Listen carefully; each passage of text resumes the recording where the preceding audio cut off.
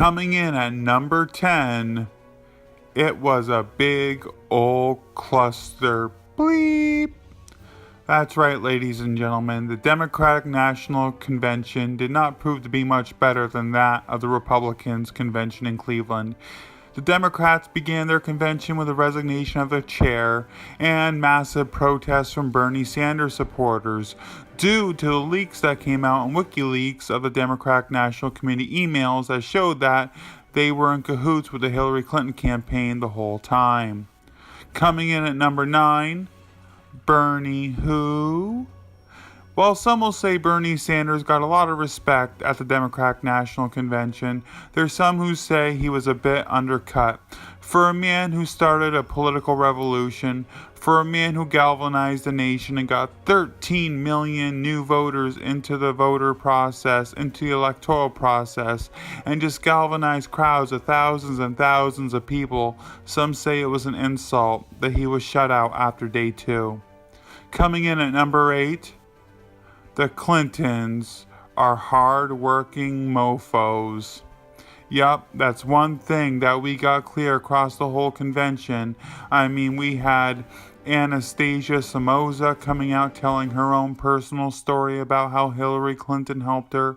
We had Chelsea Clinton come out, say what a wonderful mother Hillary Clinton was, an inspiration to her. We had President Barack Obama come on out and say what a hardworking person Hillary Clinton was. My God, she deserves Employee of the Month. Number 7, bring out the heavy hitters, for the love of God. The Democratic National Convention did not want to look as weak as the Republican National Convention, so of course they bring out heavy hitters like Senator Cory Booker. Then they brought out comedian turned Senator Al Franken from Minnesota to give a comical speech. Then they gave out Michelle Obama. She gave a heartfelt speech about her time as a black woman living in the White House. And then, of course, the most progressive woman in the Senate, Elizabeth Warren. Coming in at number 6, Joe, you should have ran. For those of us watching the Democratic National Convention, we could not help but be inspired by the speech of Joe Biden. This man has gone through hell and back through his career as a senator and as a vice president. He lost his family at an early age right after he became senator. Then he tragically lost his son Beau earlier in the past year due to a brain tumor. Joe Biden, you are the strength of America. Coming in number 5, goodbye, Debbie. About bloop time. For those of us who knew Debbie Wasserman Schultz was the rigmeister of the primaries, and she was in Hillary Clinton's pocket the whole time, we couldn't wait for this smug witch to go. And we were delighted when we saw the headlines of Debbie Wasserman Schultz resigns amid email scandal. Although she was determined to remain at the convention, she was pushed out. Thank God. Coming in at number 4, boo,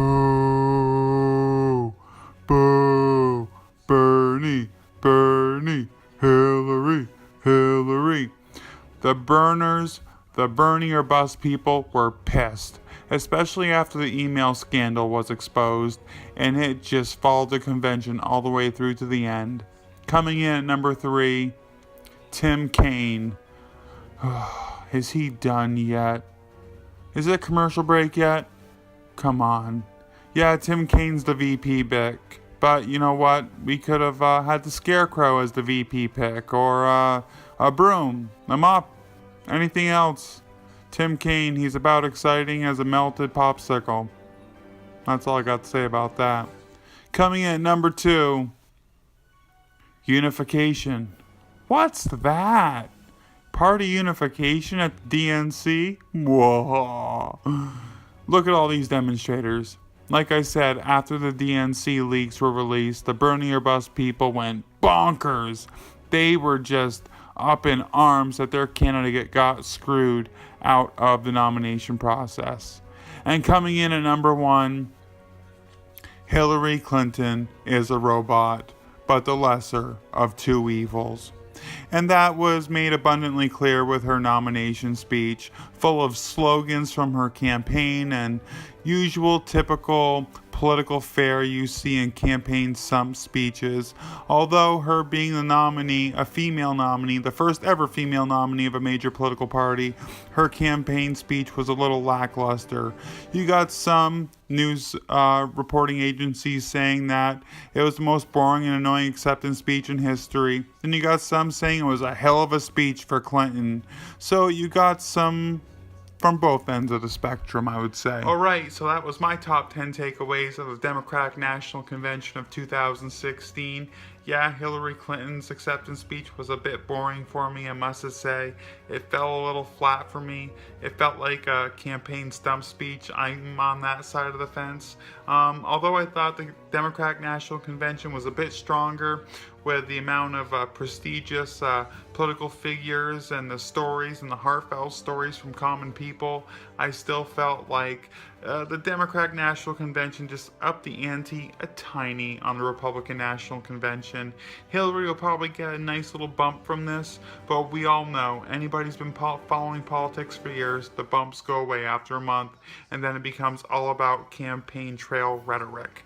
So what do you think? What do you think about Hillary Clinton's acceptance speech? Do you think it made her story? Do you think it was the best nomination speech ever? Or do you think Donald Trump's speech was better? What do you think about the convention, the DNC convention versus the RNC convention?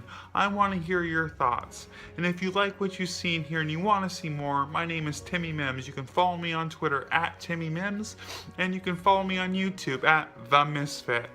Alright everybody, thank you for tuning in, and as always, thank you. I love you for your acceptance and watching my videos, and love and peace. Take care of each other. Till next time, peace.